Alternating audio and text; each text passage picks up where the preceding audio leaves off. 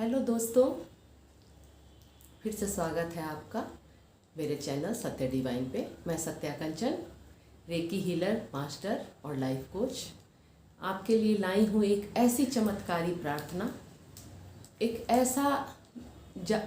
ऐसी जादुई प्रार्थना जिससे लाखों लोगों ने अपने जीवन को बदल लिया है। अमेरिका, यूरोप और भारत में भी युवाओं ने इसे बहुत ज़्यादा अपनाया है और इसके रिजल्ट परिणाम बहुत ही चमत्कारी हैं, बहुत ही जादुई हैं।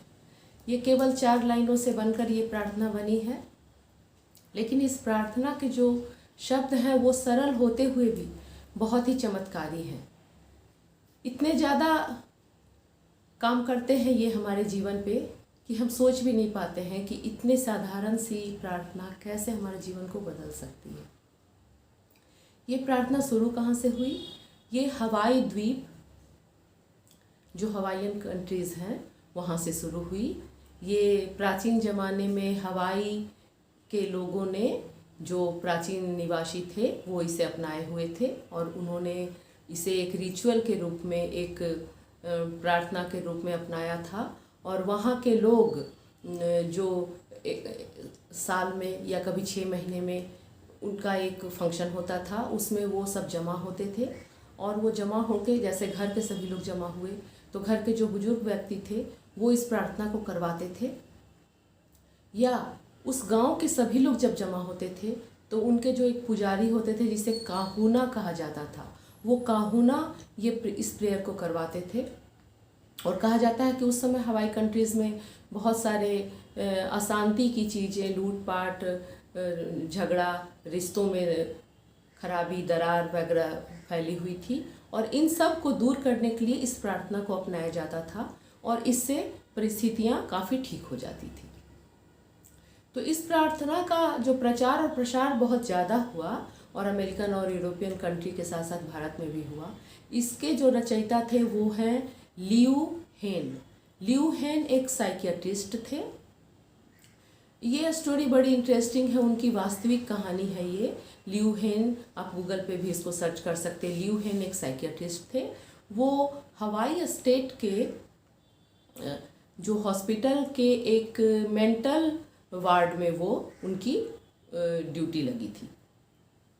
लेकिन वहाँ के जो रोगी थे वे इतने खूंखार थे, वे कैदी इतने ही क्रिमिनल टाइप के थे कि उन लोगों का इलाज करने में किसी भी डॉक्टर को डर लगता था। डॉक्टर ही क्या, वार्ड के जो बॉय थे, जो नर्सेस थी, उन्हें भी उनका इलाज करने में बहुत डर लगता था। वे लोग बड़े ही डर डर के सफाई करते थे, यहाँ तक कि उनको खाना देने में, उन्हें कोई और चीज़ देने में उन लोगों को बहुत डर लगता था। तो वे जल्दी उनके सामने पड़ना नहीं चाहते थे, बस किसी तरह से उनका समय गुजर रहा था। और वहाँ मरने की दर, यानी कि मोर्टेलिटी रेट भी बहुत ज़्यादा थी। हमेशा अशांति मची रहती थी उस हॉस्पिटल में, उस वार्ड में खासकर। जब लियू हेन की पोस्टिंग वहाँ हुई तो सभी सोचे कि अब ये डॉक्टर भी हम लोगों को डांटेगा, नर्सेस सोची, वार्ड बॉय सोचे। लेकिन लियू हेन कुछ करते नहीं थे, बस आकर अपने रूम में बैठ जाते थे, अपना जो उनका चैम्बर था उसमें बैठ जाते थे। वे एक फ़ाइल खोलते थे, उस फाइल में उन जो कैदी थे, वो जो क्रिमिनल्स थे और मेंटल रोगी भी वे थे, उनके फ़ोटोज़ को वो निकालते थे और उन फ़ोटोज़ के ऊपर वो कुछ करते थे। और धीरे धीरे देखा गया कि सारे रोगी धीरे धीरे एक एक करके ठीक होने लगे, उनका स्वभाव बदलता गया। यहाँ तक कि वहाँ जो पेंट किया जाता था, वो पेंट को भी वो नोच के फेंक देते थे, तो वहाँ पेंट भी नहीं रहता था। बड़ा ही भयावह स्थिति थी उस हॉस्पिटल की। लेकिन धीरे धीरे जो पेंट करने वाले कर्मी थे वे भी वहाँ जाने लगे, पेंट करने लगे और उन रोगियों की दशा और दिशा भी बदलती गई। वे धीरे धीरे ठीक होने लगे, उनका व्यवहार अच्छा होने लगा, जो वो मारकाट मचाए रहते थे वो सब खत्म होने लगा और धीरे धीरे वे ठीक होकर अपने घर जाने लगे। तो ये चमत्कार हुआ कैसे? जब लियू हेन से सभी लोगों ने पूछा तो उन्होंने कहा कि वे एक चमत्कारी प्रार्थना करते हैं उन सभी कैदियों के फ़ोटो के आगे। वे उनसे मिलते भी नहीं हैं, बातें भी नहीं करते, बस उनके फ़ोटोज़ को सामने रख लेते हैं और वे एक चमत्कारी प्रार्थना करते हैं। वे प्रार्थना क्या थी दोस्तों? 4 लाइन की बड़ी ही छोटी सी प्रार्थना थी। उसमें वो बोलते थे, I am sorry, please forgive me, I love you, thank you, thank you, thank you. बस इस तरह के लाइंस वे बोलते थे और पूरी तरह से उनके फ़ोटोज़ पे ध्यान लगाकर, और वो रोज़ प्रतिदिन बस कुछ देर वो उसमें ही लगे रहते थे। इसका परिणाम ऐसा हुआ कि वो एक एक करके सारे रोगी ठीक होने लगे। तो आखिर ये चमत्कारी प्रार्थना बनी कैसे, इसका भी एक भेद है कि ये जो दिखने में छोटी छोटी लाइनें लगती हैं, ये छोटी छोटी लाइनें या सिंपल सी लाइनें एक्चुअल में बहुत गहरे मीनिंग रखती हैं दोस्तों। क्योंकि जब हम बोलते हैं आई एम सॉरी का मतलब है कि हम अपनी जिम्मेदारी लेते हैं, हम अपनी गलती को मानते हैं। और जब कहा जाता है कि ये परमात्मा एक है और हम सभी सोल्स भी परमात्मा के ही अंश हैं और हम आत्माओं में उनका ही अंश है परमात्मा का, तो हमारे अंदर में वननेस है, यानी कि एकात्मकता है।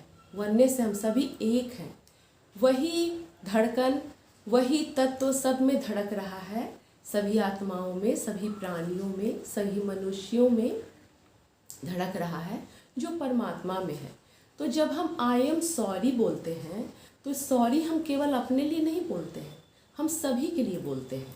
इस भावना से, वननेस की भावना से, जैसे कि लिव हेन ने किया कि जब वो सॉरी बोले आई एम सॉरी, तो उन्होंने अपने को भी सॉरी बोला, जो जितने कैदी थे उनकी तरफ से भी सॉरी बोला, और ब्रह्मांड में अपनी गलती को माना, अपनी जिम्मेदारी ली कि हाँ मैं जिम्मेदार हूँ जो भी हो रहा है अभी के लिए।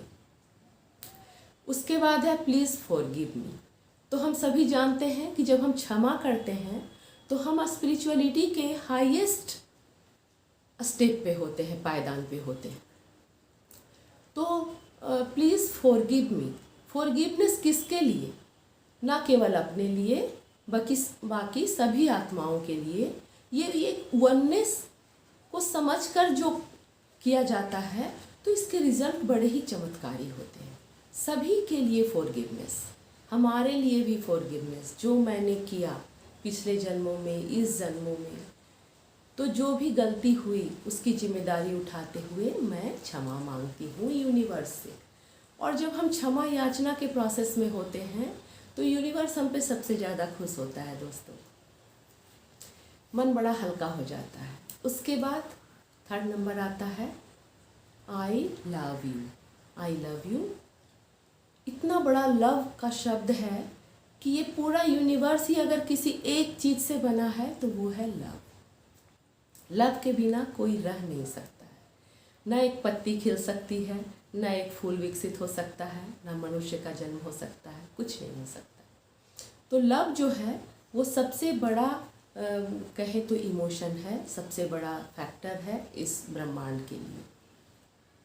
तो जब हम बोलते हैं आई लव यू, इसका मतलब है कि हम अपने आप से भी प्यार करते हैं, सेल्फ लव, और दूसरों से भी प्यार करते हैं। इस यूनिवर्स में बस सबको हम प्यार करते हैं, ये हम बताना चाहते हैं परमात्मा को या यूनिवर्स को।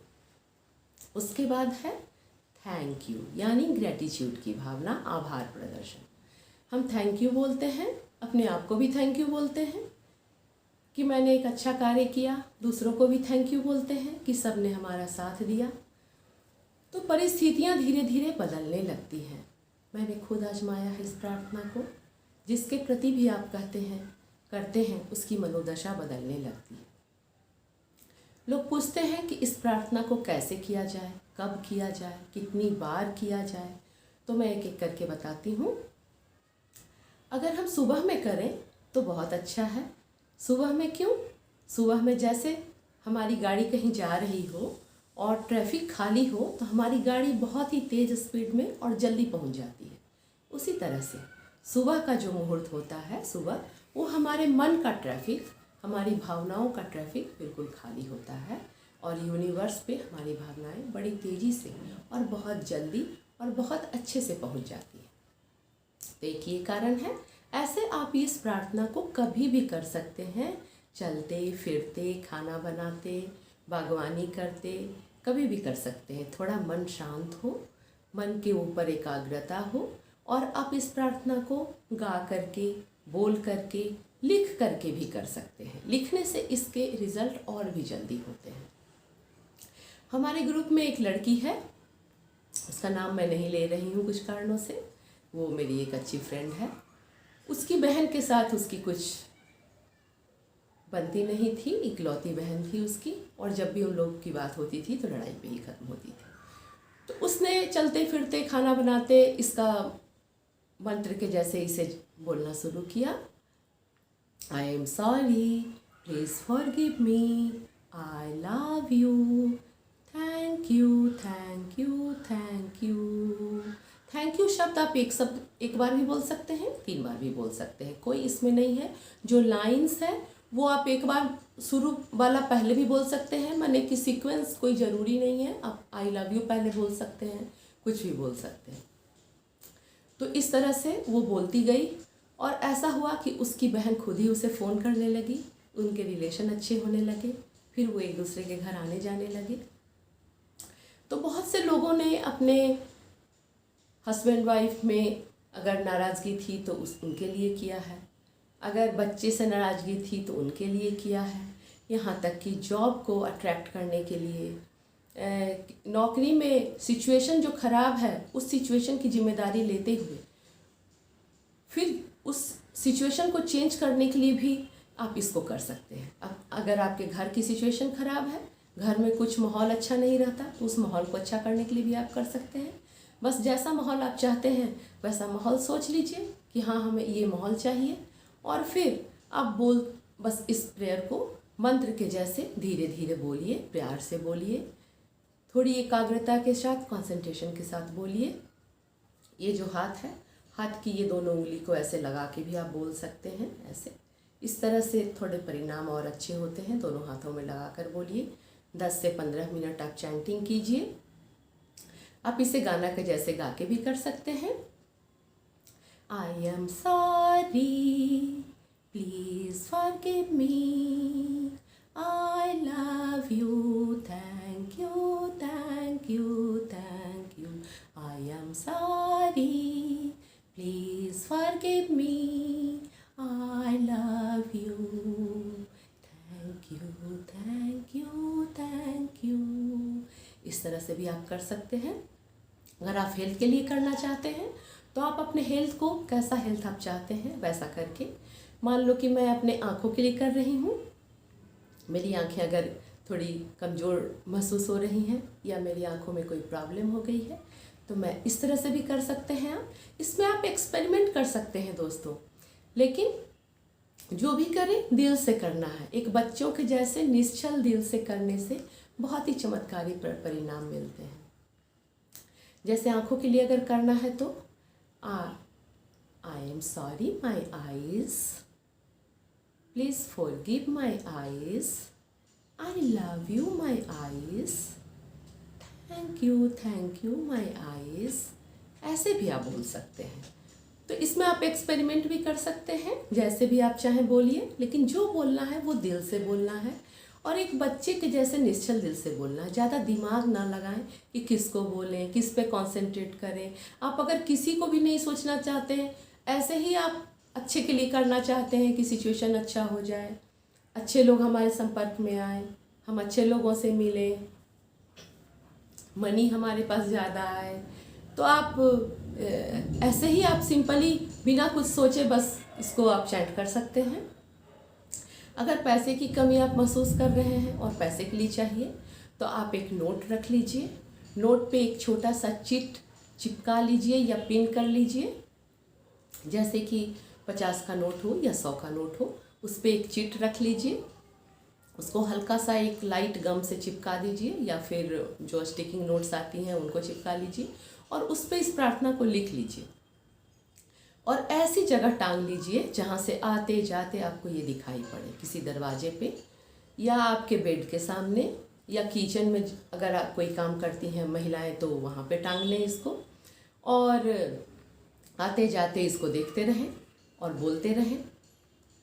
या आप एक कागज़ पे भी लिखें इसको रोज़ सोते समय या सुबह उठते के साथ, तो ये भी बहुत अच्छा परिणाम देता है। लिखने से किसी भी चीज़ की क्लैरिटी बहुत ज़्यादा हो जाती है और कॉन्सेंट्रेट होकर जब आप कोई चीज़ लिखते हैं तो वो बिल्कुल ग्रांटेड हो जाता है कि वो मिलेगा ही मिलेगा। तो ये बहुत ही चमत्कारी, इसको ज़रूर अपनाएं दोस्तों और ज़रूर करें। इसके लिए कोई रिचुअल की ज़रूरत नहीं है, कुछ और करने की ज़रूरत नहीं है। आपने सुबह से क्या किया है, क्या खाया है, किस धर्म को आप मानते हैं, इसकी भी कोई ज़रूरत नहीं है। बस आप सच्चे दिल से इसको करें तो ये बहुत ही अच्छे परिणाम देती है। डॉक्टर लियू हेन ने 4 साल तक उस हॉस्पिटल में कार्य किया और लास्ट में ऐसा हो गया कि उस वार्ड को बंद कर देना पड़ा। सारे जो पेशेंट्स थे और जो क्रिमिनल टाइप के थे वो सारे लोग अच्छे हो गए, उनका व्यवहार सुधर गया, वो अपने अपने घर चले गए। तो बारी आई कर्मचारियों की अब उन कर्मचारियों का क्या होगा। तो उन्होंने इस प्रार्थना को जारी रखा और उन कर्मचारियों से भी करवाया। ऐसा हो गया कि उन कर्मचारियों को भी कहीं ना कहीं जॉब मिलती चली गई और लास्ट में कोई कर्मचारी बेरोजगार भी नहीं बचा, सभी कर्मचारियों को जॉब लग गई। इस तरह से उस वार्ड का पटाक्षेप हो गया और इतना अच्छा खुशनुमा सिचुएशन आया। इसके बाद इसी पे एक सबसे पहली बुक आई जो बेटाले की। जो बेटाले ने लियू हेन के साथ मिल करके जीरो लिमिट नामक बुक लिखी जो अमेज़न पे उपलब्ध है। आप जीरो लिमिट भी पढ़ सकते हैं। हो अपोनो अपोनो प्रेयर इसे कहते हैं। हो अपोनो अपोनो का अर्थ क्या है? हो अपोनो अपोनो का अर्थ है चीज़ों को सही कर देना या मेंटल क्लींजिंग। हमारे दिमाग में जो आलतू फालतू भरा हुआ है, नफ़रत, गुस्सा, उन सभी को क्लींजिंग कर देना और चीज़ों को सही कर देना। यानी चीज़ें जैसी भी हैं, चाहे वो मनी के साइड में है, रिलेशन में है, प्यार में है, किसी भी चीज़ में है, वो चीज़ों को, परिस्थितियों को सही कर देना, यही होओपोनो का अर्थ है। तो इसको ज़रूर आजमाइए। थैंक यू, धन्यवाद। बने रहिए मेरे चैनल पे और आपको अगर अच्छा लगता है तो लाइक एंड सब्सक्राइब ज़रूर कर दीजिए दोस्तों।